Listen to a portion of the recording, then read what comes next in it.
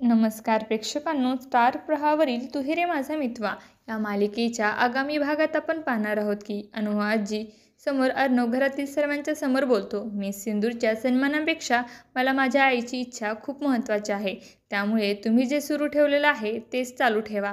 आणि तेव्हा ईश्वरी देखील आश्चर्यचकित होऊन पाहू लागते. त्यानंतर आपण पाहतो आजी ही देवापुढे हात जोडते आणि देवाकडे प्रार्थना करते, देवा आता तुझ्याच हातामध्ये आहे, जे काही करायचं आहे ते. आणि त्यावेळेस वल्लरी ही आजीला बोलते, आजी असं नाही, फक्त देवापुढे हात जोडून चालणार नाही, आता आपल्यालाच काहीतरी ठोस निर्णय घ्यावा लागेल, नाहीतर तो श्राप तुम्हाला लक्षात आहे ना, तो श्राप जर खरा ठरला तर असे ती आजीला भिडवण्याचा प्रयत्न करते. आणि तेव्हा आजी देखील अतिशय घाबरते. त्यानंतर आपण पाहतो देवळामध्ये पूजेसाठी जाण्यासाठी ईश्वरी आणि अर्णव उशीर होत असतो. त्यावेळेस अर्णव हा ईश्वरीचे केस वाढवण्यासाठी हेअर ड्रायर देतो आणि बोलतो, लवकर तयार व्हा, आपल्याला जायचं आहे. आणि तेव्हा ईश्वरी देखील हेअर ड्रायरने आपले केस वाढवण्याचा प्रयत्न करते.